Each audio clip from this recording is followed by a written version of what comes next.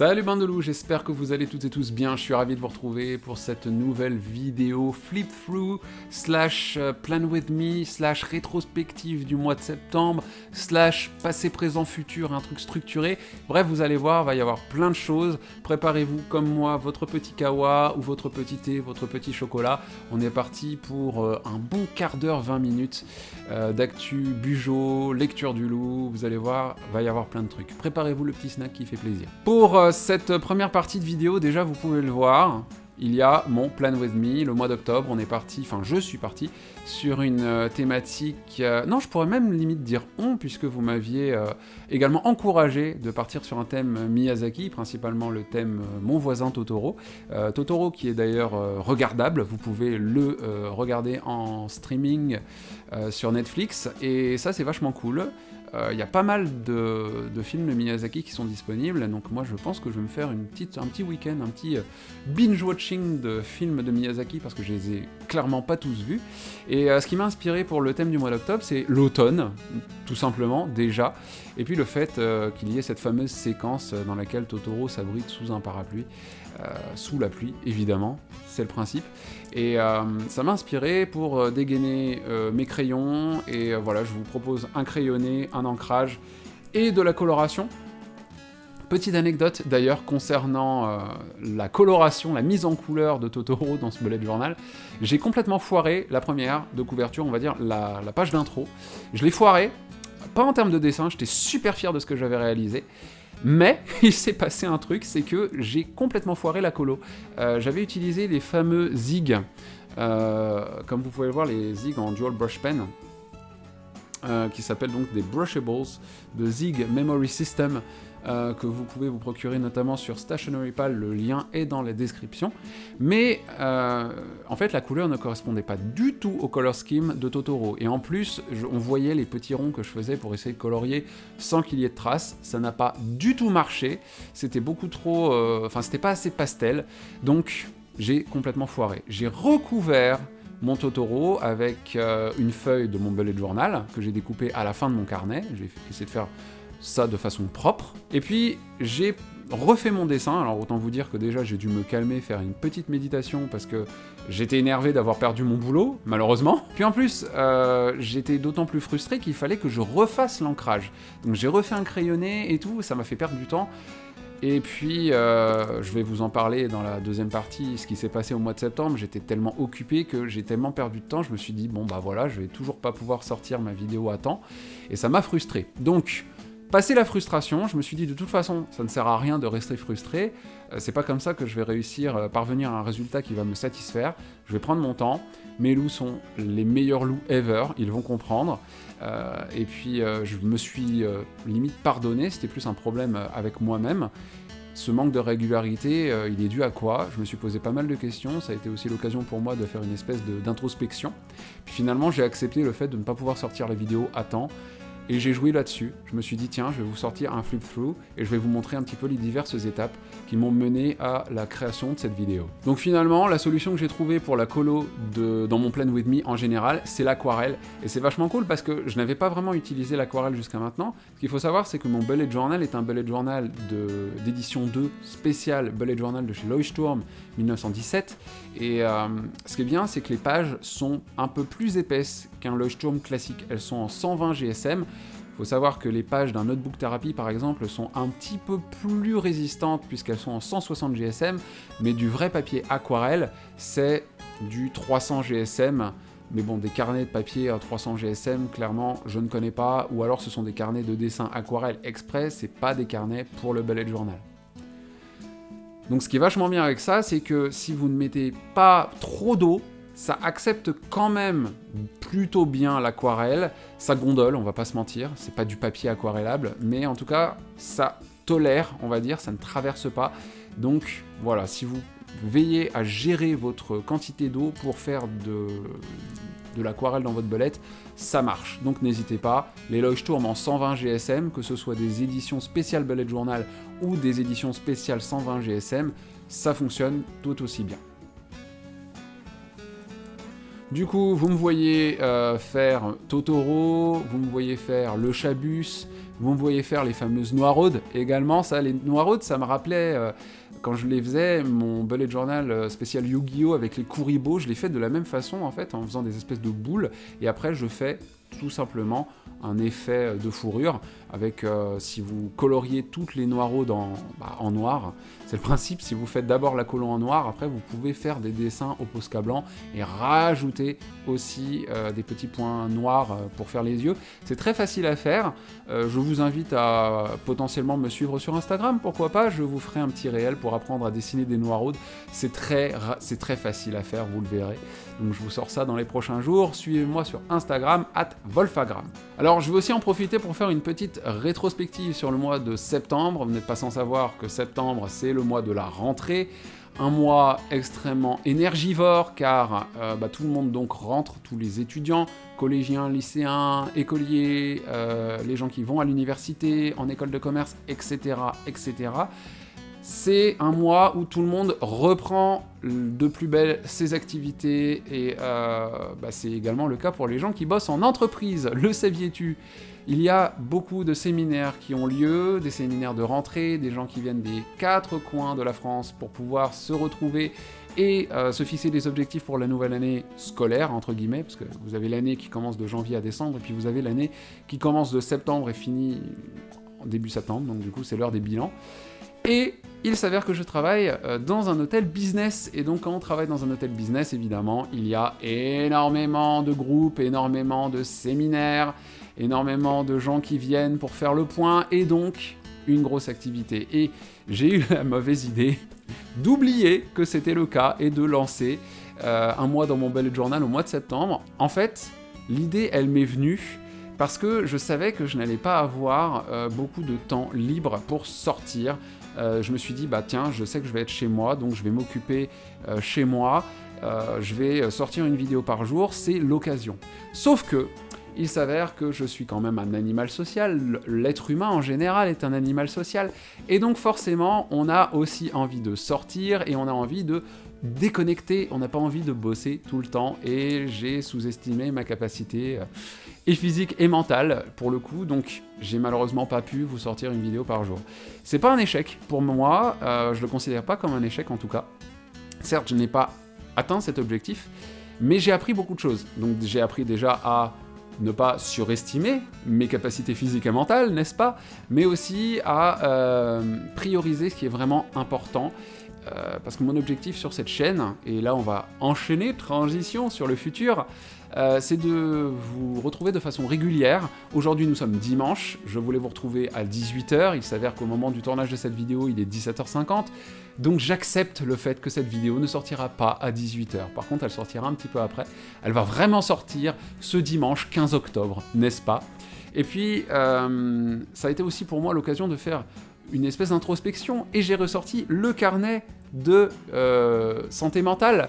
C'est ce carnet dont je vous avais déjà parlé, et j'ai changé un petit peu, enfin je crois que j'ai changé de carnet, je vous avais pas parlé de ce carnet en particulier, qui est un Leuchtturm couleur lavande, et c'est un carnet qui m'est très précieux, car c'est un carnet dans lequel j'écris toutes ces choses qui me font du bien, toutes ces choses qui me redonnent de la confiance.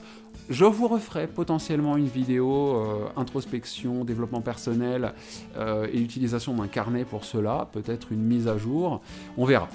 Mais pour l'instant, j'ai envie de fixer un nouvel objectif qui est la régularité. Ça m'a certes appris des choses sur moi-même, donc d'où l'introspection, mais ça m'a également appris et donné envie de me fixer de nouveaux objectifs, mais pas inatteignables, simplement des objectifs qui rejoignent un petit peu mon thème de discipline de l'année 2023, qui vont être également la régularité. Peut-être que ce sera mon thème de 2024, qui sait, peut-être que je ne suis pas encore prêt à atteindre cet objectif, je ne sais pas. En tout cas, je prends tout ce que m'apprend ces challenges que je me pose, parce que j'ai envie d'apprendre, de continuer d'apprendre, et de me dire, ok, ça, je suis pas prêt pour le faire, mais je vais tenter autre chose, je vais vous proposer une vidéo le dimanche à 18h, et puis la semaine d'après, peut-être que finalement, vous sortir une vidéo le dimanche à 18h toutes les semaines, c'est pas mon rythme. Je vais peut-être pouvoir vous sortir une vidéo toutes les 2 semaines, et c'est cool. L'essentiel, c'est d'être régulier. Donc à voir, peut-être une vidéo toutes les semaines, peut-être une vidéo toutes les 2 semaines, peut-être une vidéo le dimanche, une vidéo le mercredi, mais toutes les 2 semaines, à voir. J'ai envie de prendre du temps également pour moi, de sortir, j'ai envie de vous proposer des choses. Et ça va me faire du bien également d'avoir cette régularité, plus que cette hyper-productivité. C'est peut-être pas le bon objectif que je poursuis depuis tout ce temps. Donc voilà, j'espère que vous serez là pour me suivre, mais je le sais, parce que vous êtes vraiment les meilleurs loups, et vous n'hésitez pas à m'envoyer des commentaires, des messages pour me dire de prendre soin de moi, que vous serez là, que vous m'attendrez. Et je suis super fier d'avoir une communauté comme vous, donc sachez-le, je ne laisserai jamais tomber. Je continuerai de travailler, je continuerai également de prendre soin de moi, de ma santé mentale, de ma santé physique. On en parlera également, j'ai plein d'idées pour le mois d'octobre, puisque la première quinzaine s'est écoulée. C'est pas pour autant qu'il n'y aura rien en cette deuxième quinzaine. J'ai envie de vous parler de plein de choses. J'ai envie de vous montrer plein de choses. Et je suis ravi en tout cas d'avoir une communauté comme vous. Sachez-le, ça fait vraiment du bien.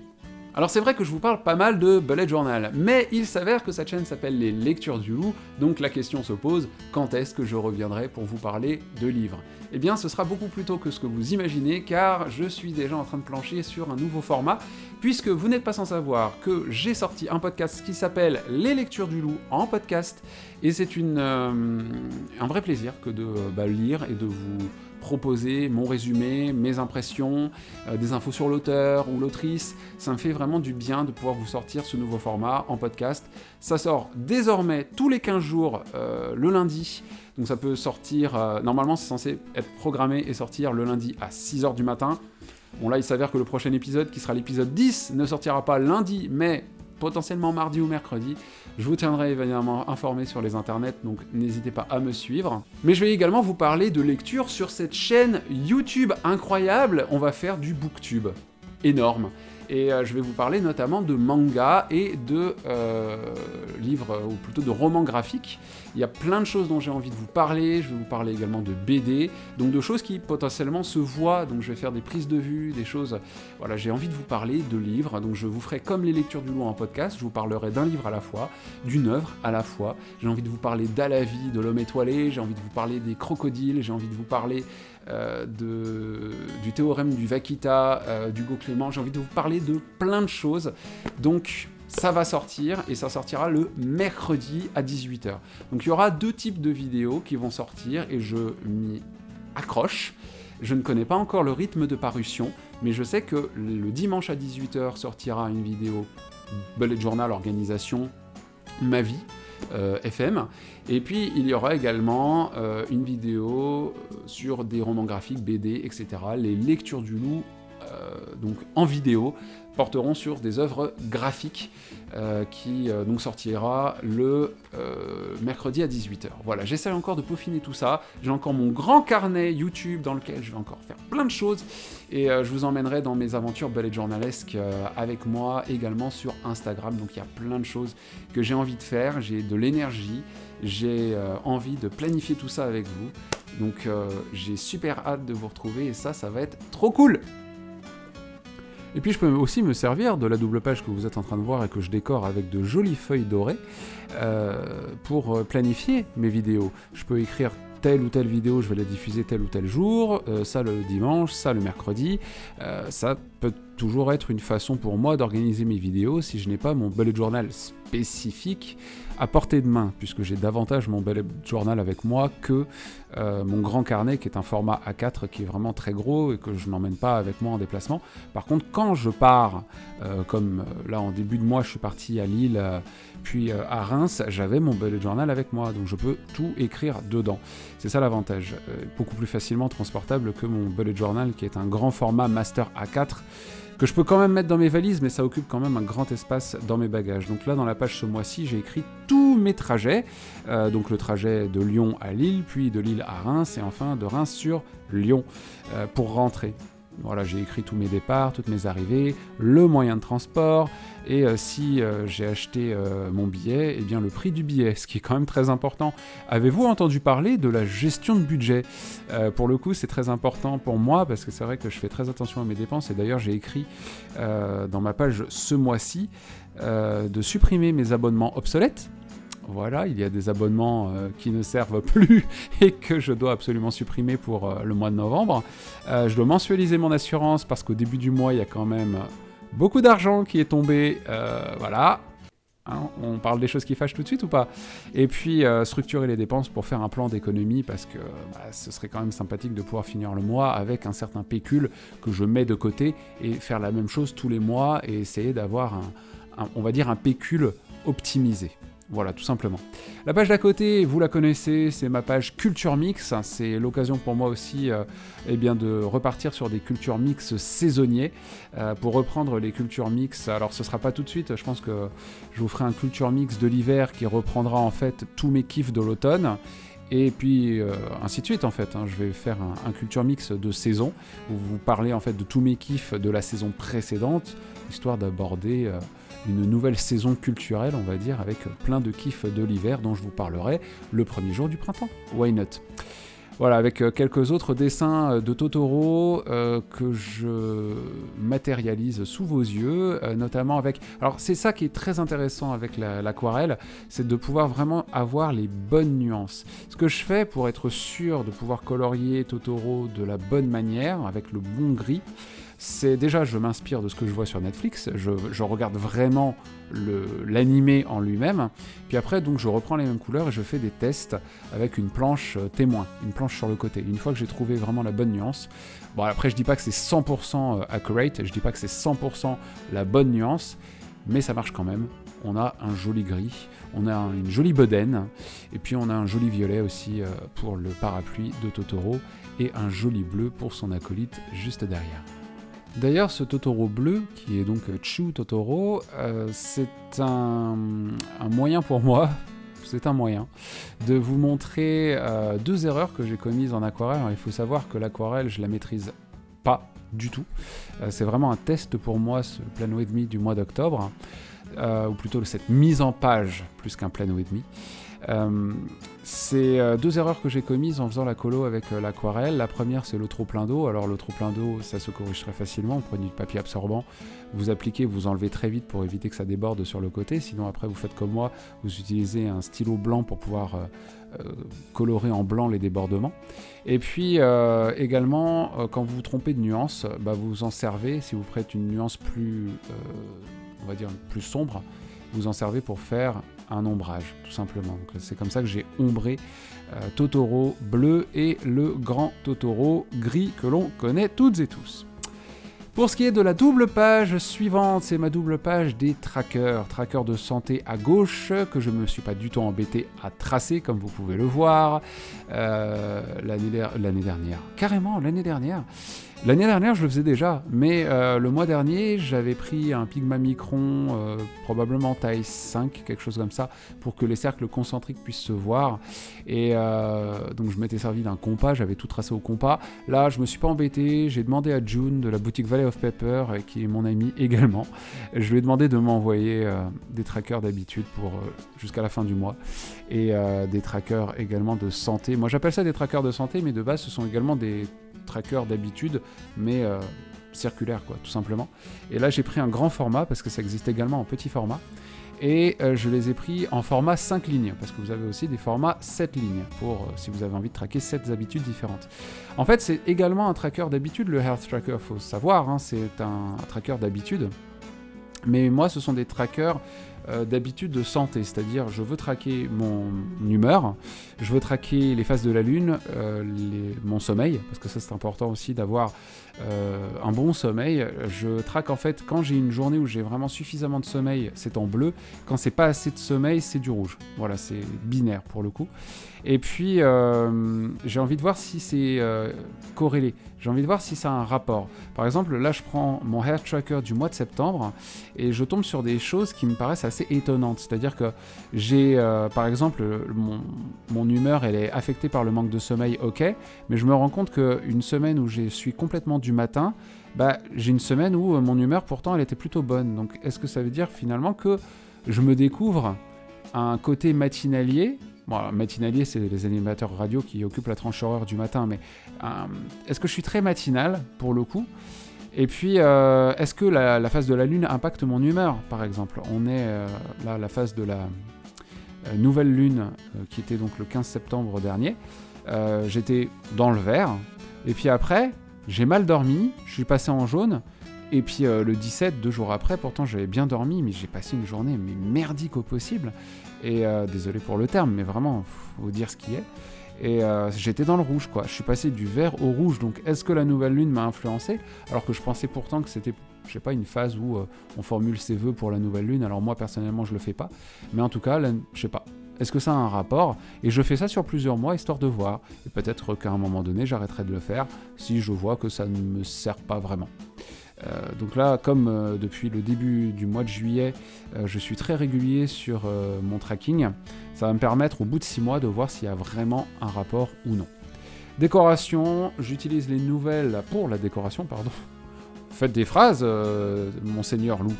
Oui, monseigneur, parce que je me prends pour un seigneur. J'aime utiliser les nouvelles planches automnales de Valley of Paper. Donc là, vous avez plein de jolies courges et également un joli petit Chibi Totoro que j'ai réalisé à l'aquarelle.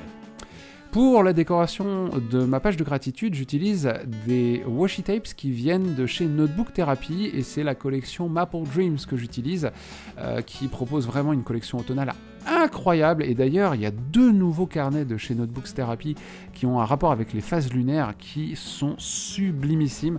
Bon, ça vaut 42€, donc faut se calmer. Mais à l'occasion d'un petit cadeau de Noël, why not, pendant que je mets un coup de genou à ma table, vraiment, c'est quelque chose qui m'intéresserait plutôt pas mal. Donc, why not ? Ce sont 2 carnets qui sont vraiment sublimes. Pendant que je fais donc la page de gratitude du mois. Mes gratitudes, d'ailleurs, je vais vous en parler. Je ne vais plus faire un one line a day pour ce mois-ci. Je fais plutôt one doodle, on va dire, tous les 2 jours, histoire de faire des petits lettrages, de coller des stickers qui ont un rapport justement avec ce que j'aime. Là, j'ai commencé à coller des premiers stickers, donc les stickers peinture, puisque j'ai fait de l'aquarelle, donc déjà première gratitude d'avoir découvert quelque chose de nouveau. Voilà pour ce qui est donc de la mise en place de mon bullet journal d'octobre. J'espère que tous ces designs vous ont plu, mais restez avec moi jusqu'au bout, j'ai encore quelques petites choses à vous dire. Voilà en tout cas qui va clore ma vidéo Plan With Me Flip Through du mois d'octobre. J'espère qu'elle vous aura plu, j'espère qu'elle vous aura inspiré, j'espère qu'elle vous aura également donné envie de me suivre. Ça me fait vraiment du bien d'être là avec vous, donc n'hésitez pas à cliquer sur le bouton s'abonner si ça n'est pas encore fait, à également cliquer sur la cloche pour recevoir les notifications à chaque fois qu'une nouvelle vidéo sort, à me suivre sur Instagram et sur tout autre réseau social sur lequel vous êtes le plus actif. Et en attendant la prochaine vidéo et le prochain podcast, je vous embrasse très fort sur vos truffes humides. Et je vous dis à très vite pour de nouvelles lectures du loup. Ciao, ciao.